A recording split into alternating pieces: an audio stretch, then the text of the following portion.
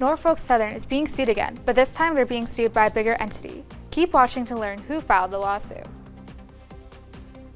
And 2 Cleveland men were arrested after attempting to sell firearms to undercover agents. Portage Pulse has more on the story. A man who posed as a Ghanaian royalty is now being punished for his crimes. See what punishment awaits him. And get out the green and grab the corned beef. It's St. Patrick's Day. TV2 has all the updates and more as Portage Pulse begins right now.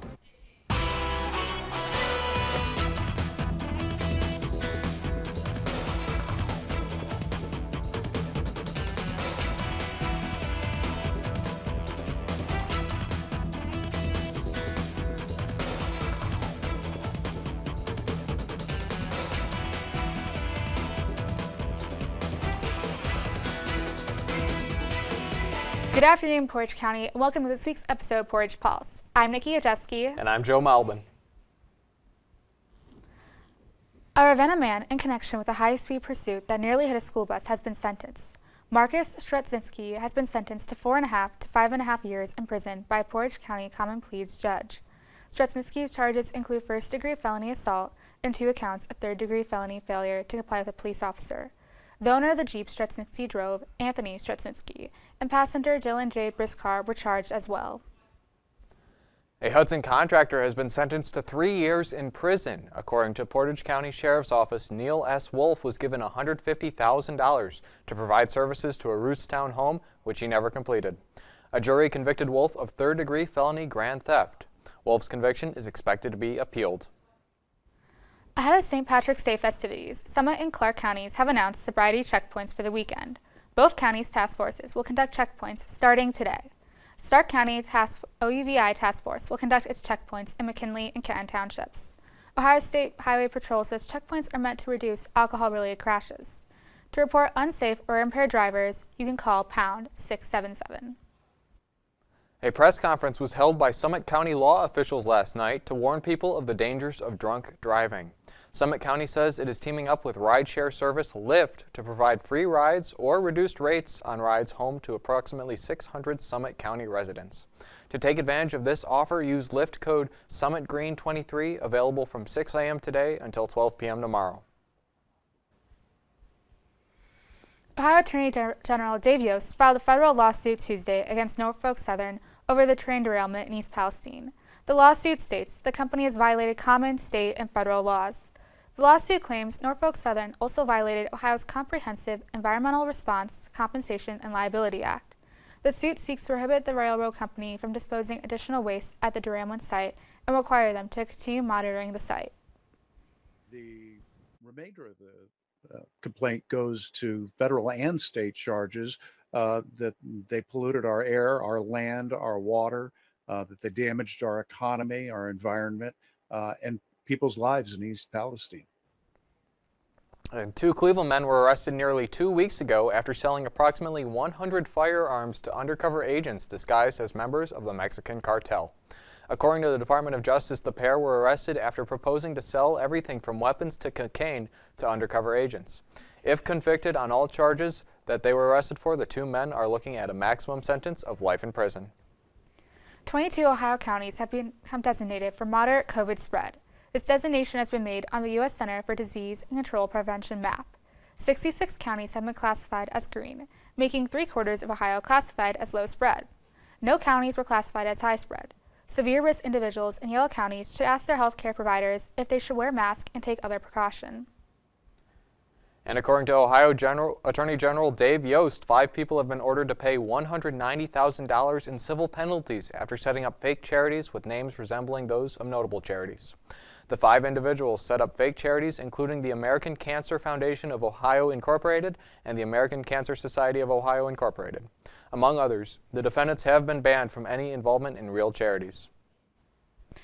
An Ohio man who pretended to be a Ghanaian prince has been sentenced to 20 years in prison. Daryl Robert Harrison scammed 14 people who believed they were invested in African mining and trucking companies. Harrison was given the maximum sentence under law, 20 years.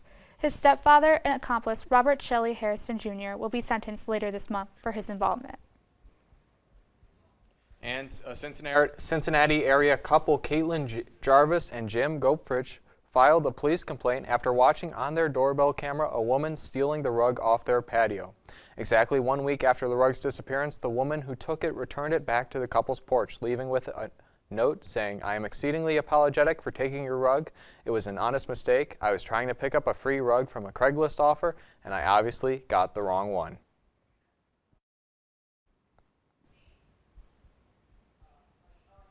The recent announcement of the proposed Willow Project has generated outrage from climate change activists, and when we return, see who is facing backlash for it. And find out about the Biden administration's new plan for popular social media app, TikTok.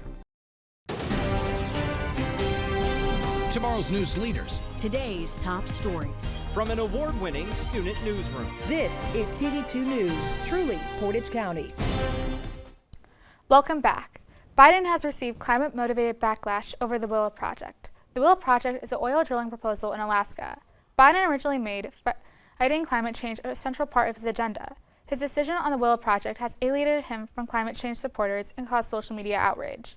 Biden hasn't spoken publicly about the Willow decision, but will have the chance to do so at a Tuesday summit at the Interior Department. And United States Defense Secretary Lloyd Austin spoke to his Russian counterpart Sergei Shoigu about the destruction of an American drone by Russian fighter jets. In efforts to prevent escalation, Austin spoke at a press briefing stressing the importance of communication between the United States and Russia. Since the Russian invasion of Ukraine, Russia and the U.S. communication has been limited. There are still questions on if the destruction of the drone was intentional. President Biden announced his focus on lowering health care costs.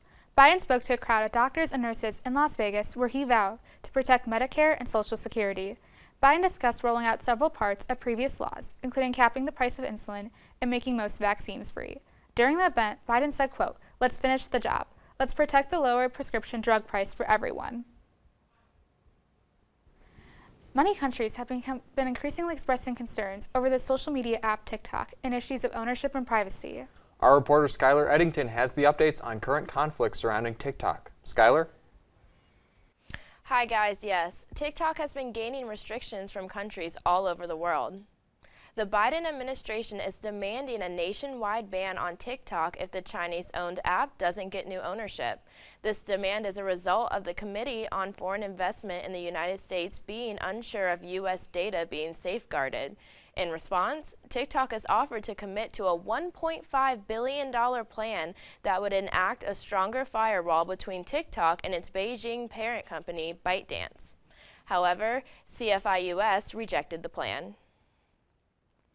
After the rejection of the plan, China accused the U.S. of spreading disinformation and suppressing TikTok. China argues this is because the U.S. has not provided clear evidence of TikTok threatening national security and believes it is just an excuse to suppress foreign companies. Foreign Ministry spokesperson Wang Wenbin told reporters the U.S. needs to provide an open, fair, and non-discriminatory environment for foreign businesses to invest and operate in the United States.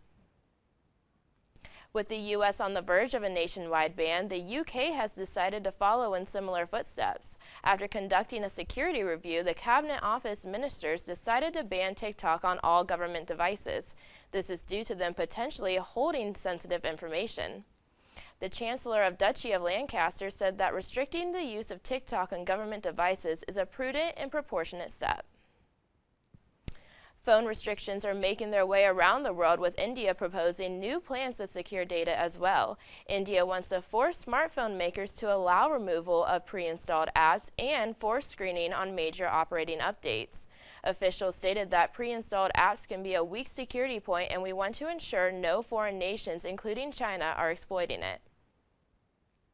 For more on these stories, you can go to KentWire.com. Reporting for Portage Pulse, I'm Skylar Eddington. Back to Nikki and Joe at the desk. Thanks, Skylar. While South Korea and Japan were busy at a summit discussing regional security, North Korea was busy testing an intercontinental ballistic missile. North Korea has ramped up its response to continual U.S.-South Korea military drills by testing 4 missile displays this week. The Biden administration reportedly wants better relations between South Korea and Japan in order to strengthen an alliance to counter North Korea. The International Criminal Court has issued arrest warrants for Putin over Ukrainian war crimes. The arrest warrant for Putin is for the abduction of Ukrainian children. Kremlin spokesman Dmitry Peskov says Russia doesn't recognize ICC and considers its actions legally void. With those viewpoints, and Moscow not recognizing the ICC's jurisdiction, the trial of any Russian at the ICC remains a far reality. The International Criminal Court has issued 2 warrants of arrest in the Ukraine situation. For Vladimir Putin, President of the Russian Federation, and for Maria Lvova-Belova, Commissioner of the Russian President for Children's Rights, for the alleged war crimes of deportation of children from Ukrainian occupied territories into the Russian Federation. And for the 11th week in a row, protests against new judiciary reforms in Israel have taken place. Prime Minister Benjamin Netanyahu's judicial reforms would give the government full control over a committee that appoints judges and strips the Supreme Court of power to strike down legislation. The Prime Minister said that the reforms were designed to prevent the courts from overreaching their powers. Thousands of protesters gathered Thursday on a Tel Aviv road blocking the British embassy. It comes as no shock the best place to celebrate Tuesday's holiday is Ireland. The streets of Dublin will host its annual parade honoring the holiday. Celebrants can honor today's namesake by going to the home of St. Patrick in Northern Ireland or go to the St. Patrick's Centre in Downpatrick to see an exhibit for the saint.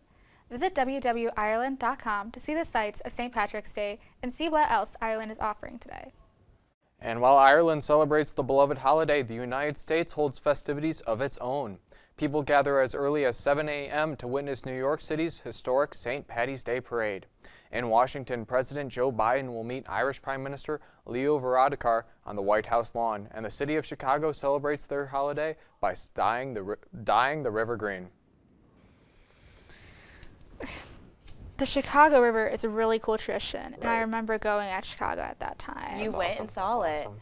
I've always wanted to see it. I never understood how they fully did it, but then I watched a video of it this year, and it's so cool. That is cool. I've never heard of this. This is like the first time I'm hearing of it. Yeah. Oh my gosh. It's a long-running tradition. Right. That's awesome. I wonder how long they have been doing it for. Yeah. So what are you guys doing today, though? Go ahead.